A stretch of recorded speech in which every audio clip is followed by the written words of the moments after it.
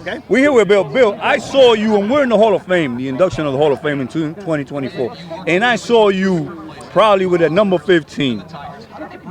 Is Thurman Munson a Hall of Famer? Yeah, he is, and for several reasons. I mean, obviously it was unfortunate he passed away so young, but the real issue was this guy that really brought the Yankees back to where they had been for the 40-odd years of the original dynasty. I mean, what happened is he was able to help rebuild the culture that they had, with Casey Stengel and the early days of Ralph Hope, Joe McCarthy, whatever.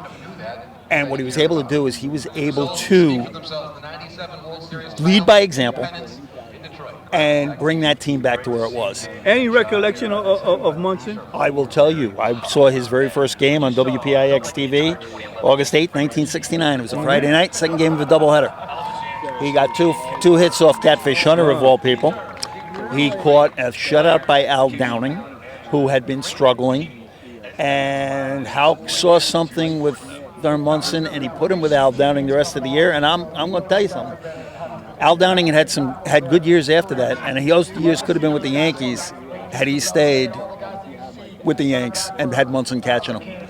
Munson made the one thing you always talk about with Hall of Famers and superstars is, does he make the people around him better? Okay? He was the epitome of that in baseball. You talk about Mark Messier in hockey and how he made the Rangers, when they won the Stanley Cup 30 years ago, better. Thurman Munson made his teammates better.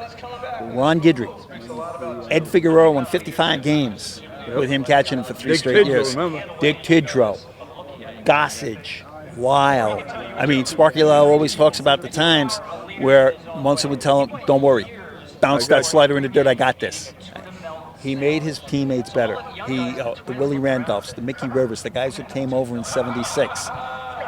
He took them under their wing, and he made them better players. Now, your thoughts, in that '76 World Series, there was a big debate on Munson on bench. And let me tell you something, Munson outshined bench in that World Series, although the Reds won. So there's no way you're going to put bench, and you can't put Munson in. No, you can't put Munson in without bench. You can't put Munson in without Ted Simmons is in. Yep. And I can go on and on and on, and I can bring up the Hal Baines argument. And Baines is a great player, but he's no Thurman Munson. No, well, that's exactly it. I mean, the point being is what Munson brought to the game was much more than just the numbers. Okay, he brought with him just a style of play, an ability to lead. It was an intangible that, frankly, I watch the Yankees today, and I tell my son here all the time about it. That's what this Yankee team is missing in spades. They are missing that. Okay. And it's that. I don't tell what it's, but the word is, he has it. He had that. Now, where were you when that tragic day in August happened? Thomas and I were just talking about that at lunchtime today, because we heard the song that was playing on the radio in the restaurant we were at. And I was on Long Island. I live in Long Island. Okay, and I was driving home from work, and I was near, and for the people who live on Long Island, they know what I'm talking about, the Smith Haven Mall.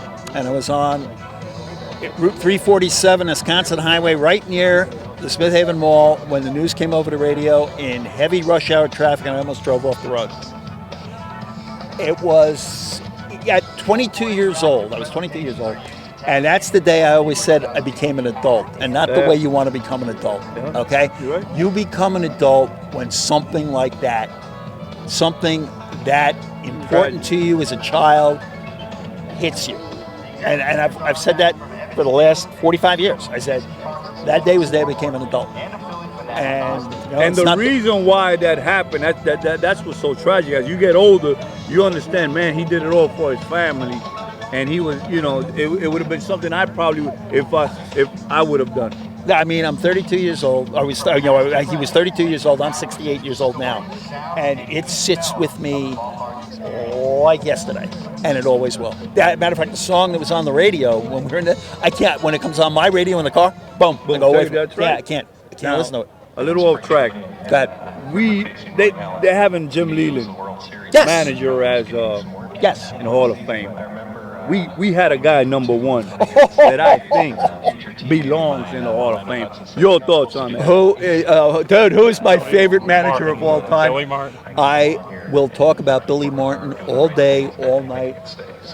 I was lucky enough to encounter a couple of people who had personal interaction with him, and they said he was just a really nice, gracious man. Okay, he was, he had his moments. So what? Who doesn't?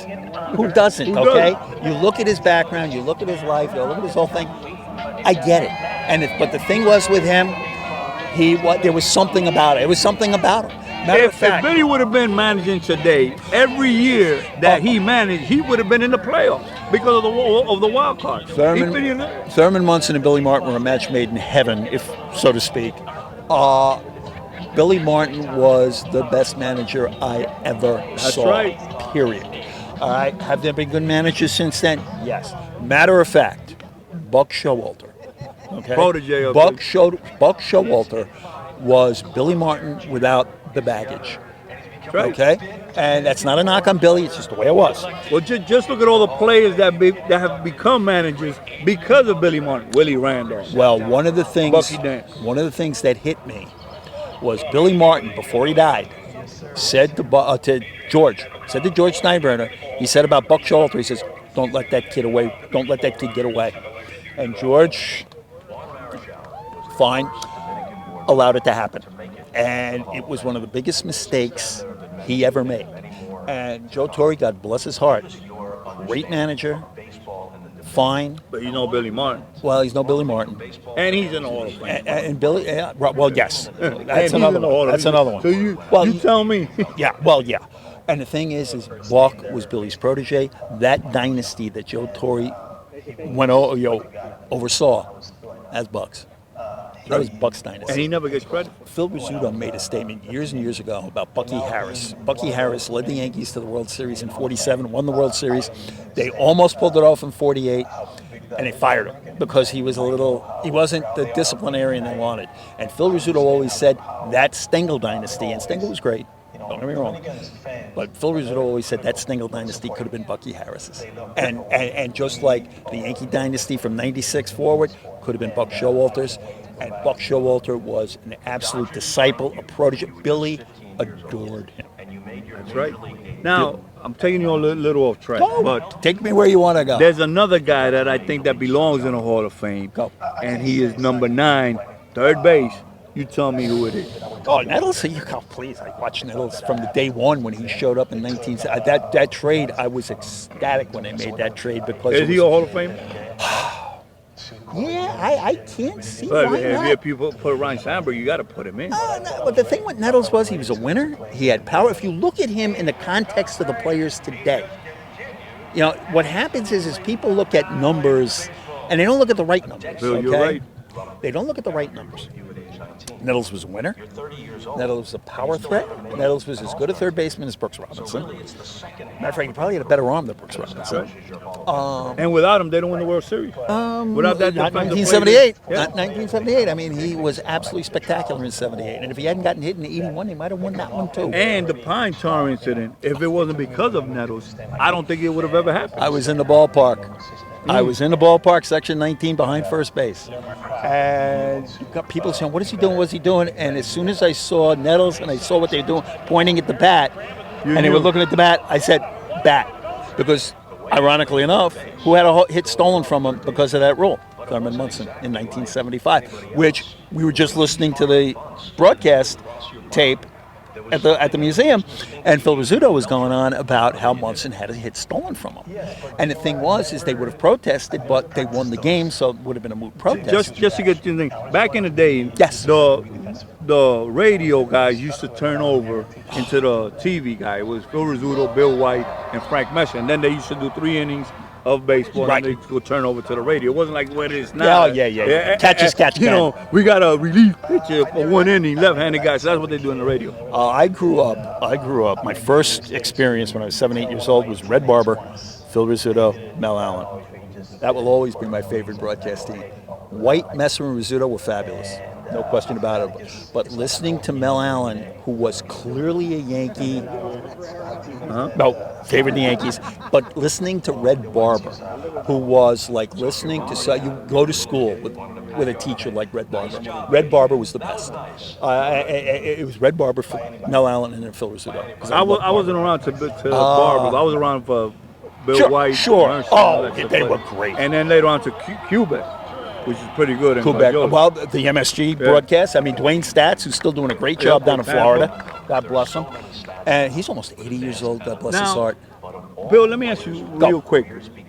The unsung hero from the Yankees. Who would you think is from that 70s era? From an unsung hero. Yeah.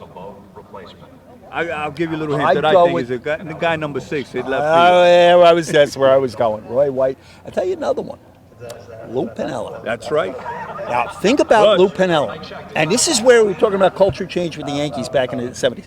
When Bill Verdon came here in 74, all right, there had been a country club atmosphere very similar to what you're seeing right now, okay, where players aren't held to account, okay? And what Verdon did is he said, hey, you guys are going to work. When they showed up in camp in 74, you had guys throwing up because of the routine he put them through. Bill Verdon made Lou Piniella a competent, reliable outfielder. When Piniella came to the Yankees, he was a butcher. He was a terrible outfielder in Kansas City. He came here, and all of a sudden he became a good, reliable outfielder. And the highlight of that. And, another thing about Piniella is a lot of people don't give him credit for that play that he did in that. I was the going Red Sox. there. That's right. In the ninth inning, But he he never did- saw the ball, and he made a save that a goaltender, a hockey goalie, would have been proud of. Gloving that ball and the throw. Because if Burleson goes to third, he's out by 20 feet. But that's what I'm talking about. Verdon made him that outfielder. Piniella, there was a vote for Piniella to be in the Hall of Fame. And again, I hate to compare because Jim Lean is a good manager. But, right there. Piniella missed the Hall of Fame by one vote. Piniella's right there. It's like I always say, it's either you're a Hall of Famer or you're not. There's no way ifs and buts about it. So, to me, Piniella should go in the Hall of Fame as a manager. I wouldn't have any problem with that. I was a huge Piniella guy. So we got number 14 going in the Hall of Fame. We got number 15 going into the Hall of Fame, which they were buddies. And Yeah, they were very close. And number 9, without a doubt, going into the Hall of Fame. And don't forget number 1. That's right. Bill, listen, I should give you an application, bro, for the Baseball Writers Association, because you have a clue. Those guys say they can't get it. I see, the thing is I go from a frame of reference, and I read what I read today, and he'll tell you, my son will tell you how I would just, really? What are they saying? I mean, I saw it, I was there, I lived it, I'm a professional. Bill, I wish I could be. You know what gets me, what's amazing is if you hit 20 home runs, they say you're a home run hitter. Well, hey, Think about exactly. That's what it is. Thank you for your time and courtesy. My absolute pleasure. Mi nombre es Lindsay Soto de Alegría Cigar. Quiero que se suscriban al canal Las 5 Esquinas.